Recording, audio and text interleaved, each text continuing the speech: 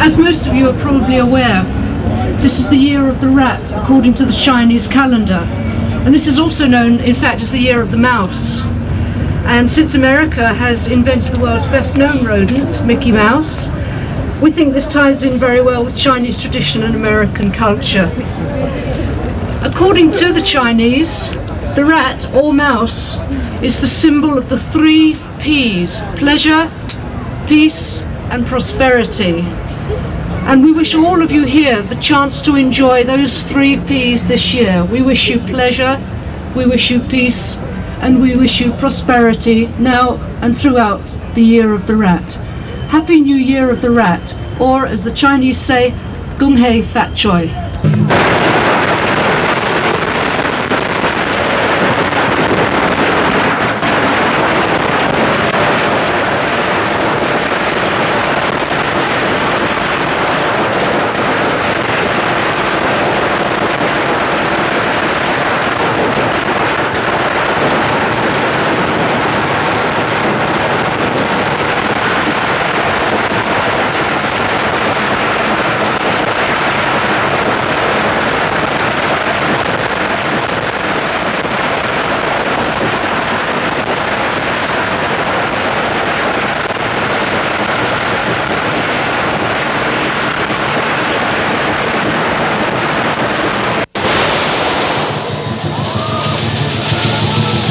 What is the message that you would like to convey to, say, most other Americans about Chinatown or about Chinese New Year? I would say that from my own personal perspective, I would say that we are Americans. We're a part of this great country. I think we've made wonderful, valuable contributions to the United States, to being American citizens, and we're happy and proud to participate in all the various events that take place in the city. And of course, the focus for the Chinese, of course, is the most important holiday of our year, which is Chinese New Year's. And so that's when we get a chance to go out and strut our stuff.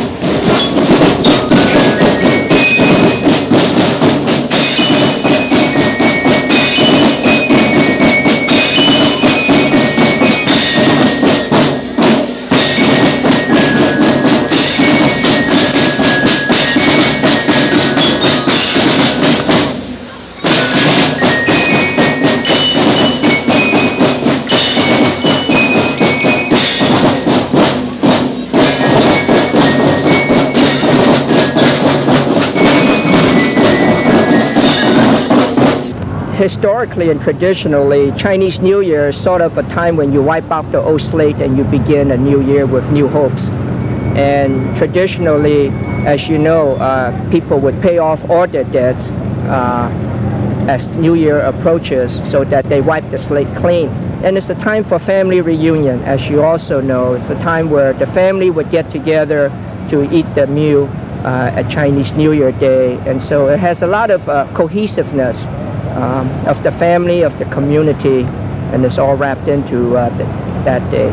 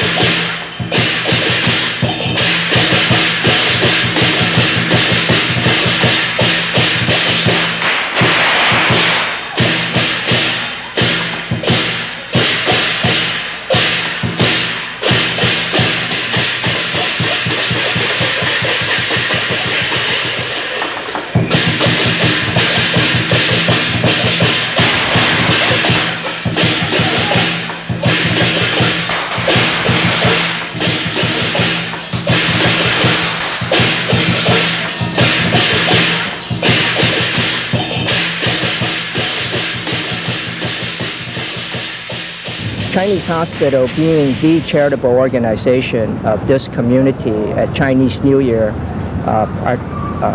participates in a fundraising event that is sort of the highlight, one of the highlights of Chinese New Year time. And as such, we have the first lion dance of the New Year as a walkthrough of the community. But within the first week of Chinese New Year, we would have 6 lions that would go out throughout the Chinese community as a fundraising effort.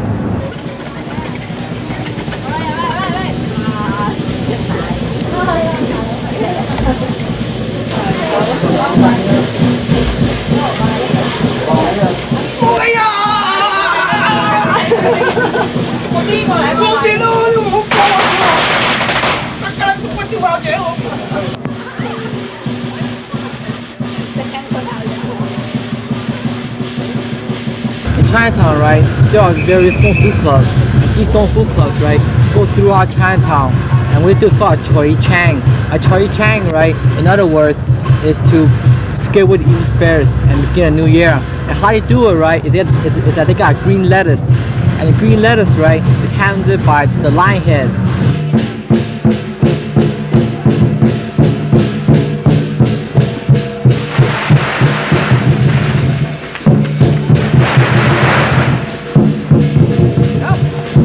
The lion head, right, kicks the lettuce, therefore spurring out prosperity and good luck.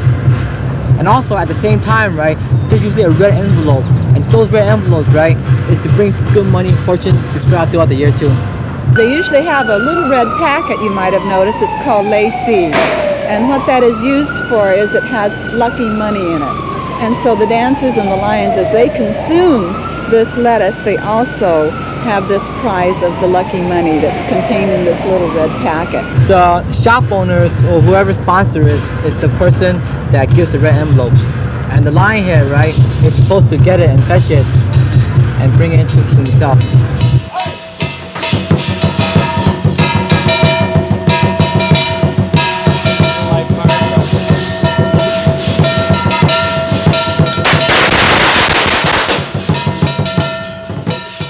The lions net a total of around $10,000 to $12,000.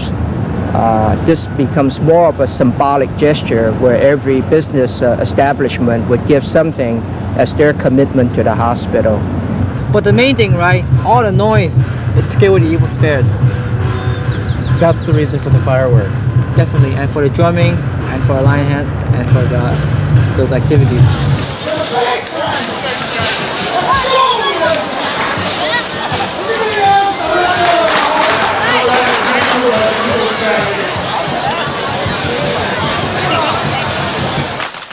Dragon, you know, in former times traditionally was the most important symbol because he was the symbol of the emperor. And during the new year, when you see this dragon, he is the personage or the god or the deity, so to speak, that brings about the abundant things for the new year.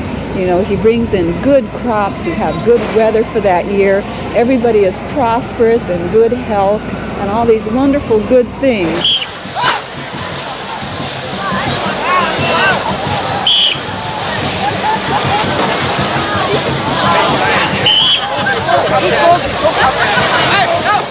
The pearl of immortality is something that everybody is seeking, particularly the dragon and the phoenix, and it's kind of elusive because they never quite capture it.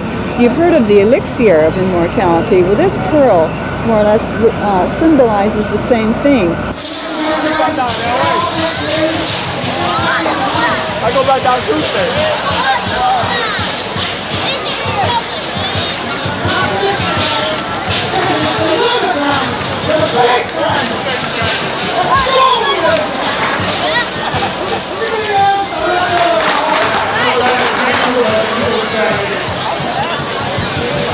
Almost every family in Chinatown has something to do with the Chinese New Year, meaning that they have Chinese dinners and they celebrate the certain dishes that is supposed to bring good luck. Since I was a little girl, I remember celebrating Chinese New Year. It was so important. We'll clean the house. My parents would buy us all new shoes and new clothes. And on New Year's Eve, that was the night that our parents let us stay up until 12 o'clock, even though next day is school.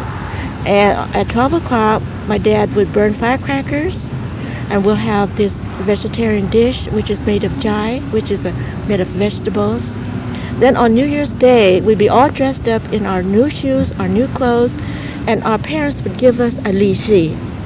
And it's a red envelope with money in it. That means good luck. Yeah.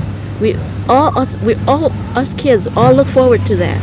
And we have friends and relatives come and visit us. They give us that too. So we made a lot of money. And then on New Year's Day,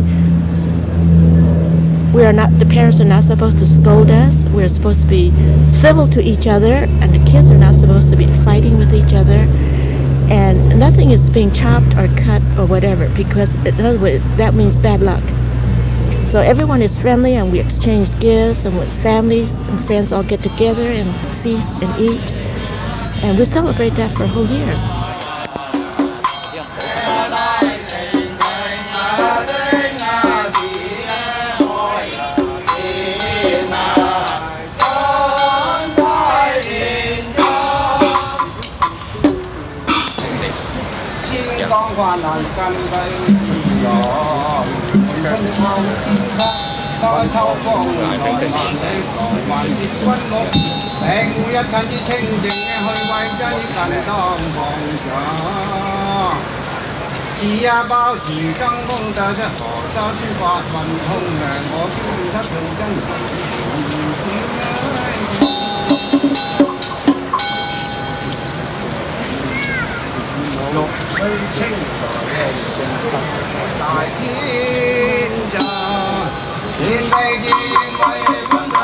This procession is a delegation of Ching Chong Taoist Association from Hong Kong. They come here to participate in the Chinese parade this evening. They are a group of a very famous religious group in Hong Kong. So I think this is the first time that they come to this country to participate in the parade.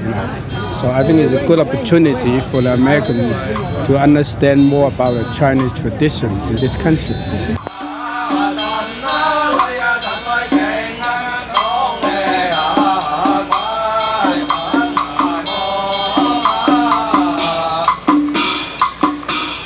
This is to thank God for His blessing and His grace and His fortune given to us.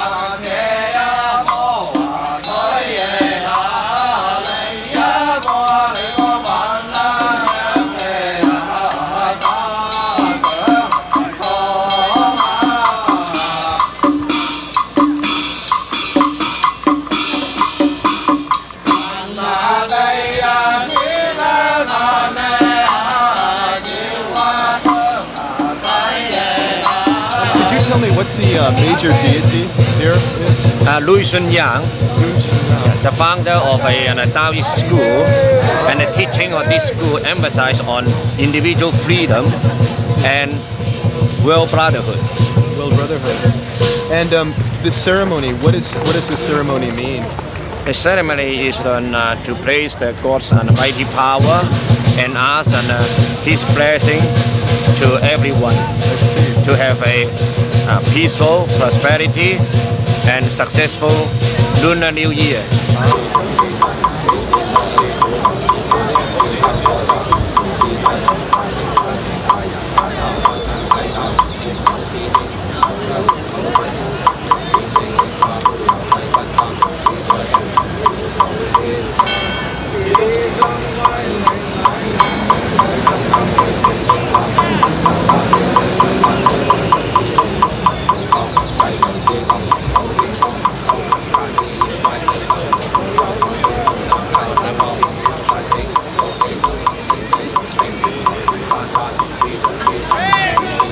Usually we offer 5 offerings, including water, fruit, greenery, candle, and incense. I see. What do those 5 things mean? The 5 things means the 5 chief elements in the world, according to Taoism philosophy. That means metal, energy, water, and plantation, and flower. Flower is represent the pleasure and enjoyment of human beings.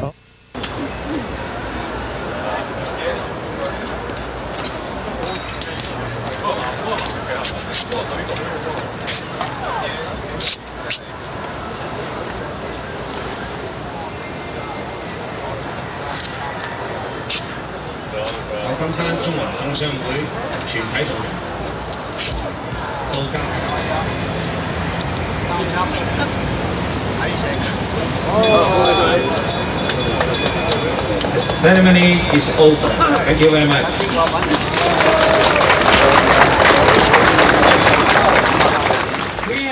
And then the other thing we celebrate Chinese New Year is those who practice ancestor worship. Those of families who have an altar at home, we would bring food to the altar in reverence to our ancestors. The food is a chicken, orange, mandarin, incense would be burned, and we pay respect to our elders who have passed on. And that is one of the things that brings solidarity to a Chinese family by giving reference to our ancestor. because they worked hard and gave us what we have, and we are showing appreciation for it.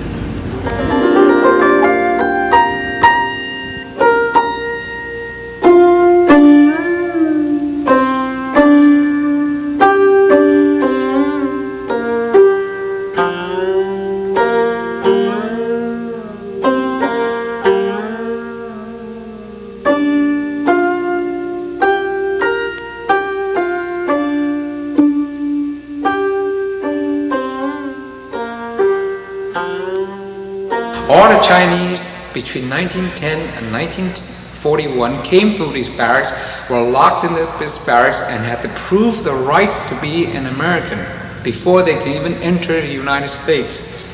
The women were locked in here, the women were locked in here.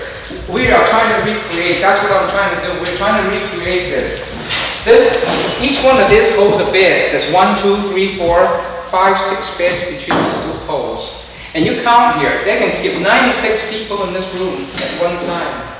And they kept them here 24 hours a day. They locked them in. I never knew the story of Angel Island, and whenever I asked my father where I began, he would say, Angel Island, shh, we don't talk about it.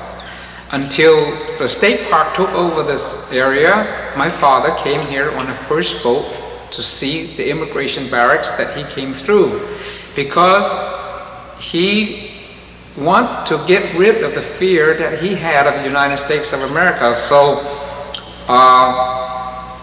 he came here on the first day, and the ranger told him there was no such thing, and the Chinese weren't kept here.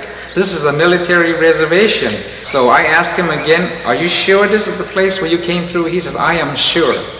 So during 1973-74, a ranger found some of the carvings on the walls. He went to the Chinese community and wanted to find what these carvings were. And being a friend of an assemblyman, he was the one that passed the bill to create the Angel Island Immigration Station Historical Advisory Committee, which I was a member. This was the opportunity I needed to come here. And in 1976, I brought my father over here to look at the barracks. He came in here, he was very quiet, he was very solemn when he came in here. He went directly to his bunk, and he stood in front of his bunk and he cried for 25 minutes. In my whole life, I have never seen my father cry. And for 20 minutes he sobbed. And finally, as we walked out this door, and I asked my father, why were you crying? And he said to me, do you know how it is to live for 50 years with the fear that's been tied in your heart? And finally, at this moment, I was able to release that fear. I say, well, the fear of what? Today I came in with you and I walked out that door with you. When I came here 50 years ago, I was locked in here for 6 months trying to prove the right to become an American.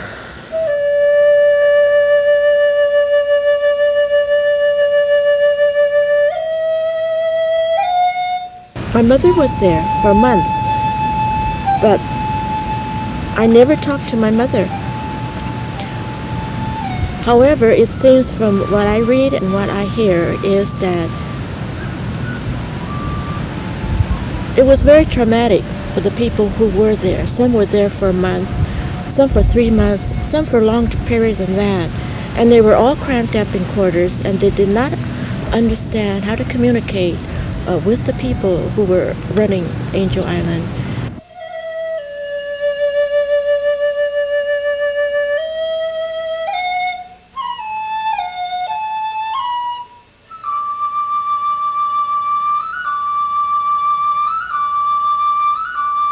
My grandfather, when he first came over, he was at Angel Island. He didn't know what to expect because, you know, he's so young and he's coming over here and he's trying to just make money and send it back to the family back home and stuff. And here he is at Angel Island not knowing what it is that he's doing. And it's sort of like a shock, you know, a real shock. The immigrants were brought here and they used the first floor. You know what the second floor was used for? The second floor was the maximum security prison of the United States before Alcatraz. They put maximum security prisoners upstairs. And they had guards surrounding the place. And they had machine gun towers here. Could you imagine how it would feel if you were a citizen coming from a foreign country, coming to the United States, and you see machine guns and guards walking around the outside? Would we imagine the fear? They separated families because they have to go through interrogation.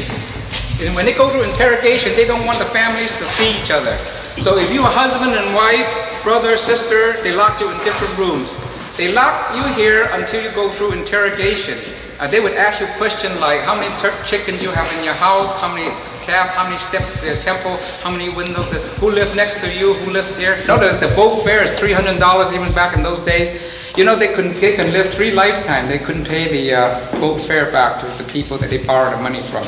And could you imagine the shame of being rejected from the country that you came to? And they hung themselves from here. Right.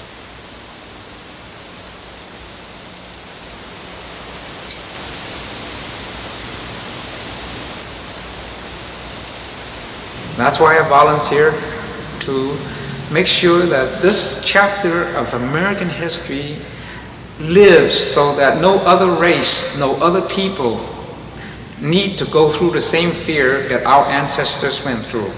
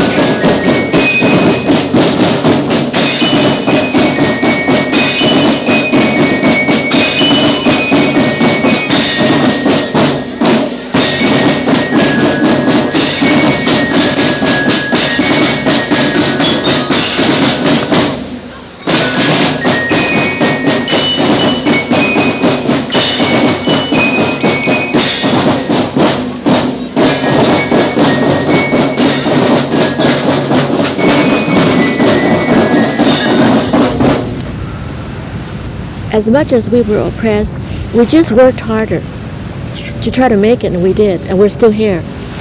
I think that's the wonderful thing about this dream, you know, of coming to America, making it in America. I think a lot of us have made it well. Mm-hmm. Yeah, we worked hard.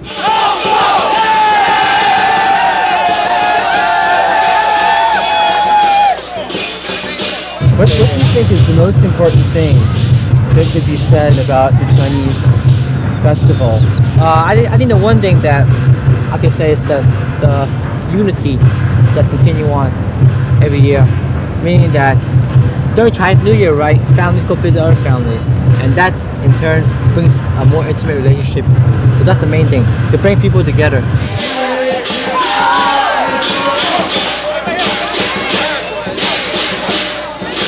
What about the future of the New Year celebration?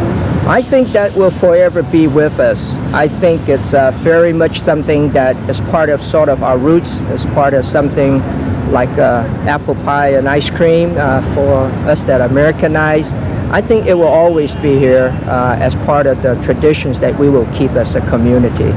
And I think that when the outside public know what the Chinese tradition is, understanding our culture, it brings for better understanding among people.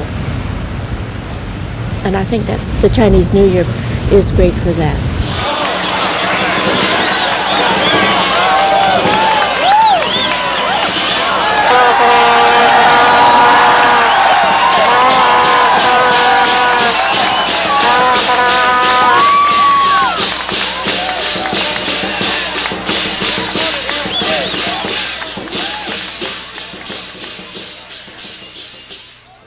New Year's out. What? Yes. You'd like to sing a Chinese New Year song? Yes. Go ahead. 每条大街小巷，每个人的嘴里，见面第一句话就是恭喜恭喜，恭喜恭喜恭喜你呀，恭喜恭喜恭喜恭喜你，好好冰雪融解，远看梅花吐泪，漫漫长夜过错，听到一声集体，恭喜恭喜恭喜你呀，恭喜恭喜恭喜恭喜你，经过多少艰难，历经多少磨练，多少心儿盼望，盼望春的消息，恭喜恭喜恭喜你呀，恭喜恭喜恭喜恭喜你。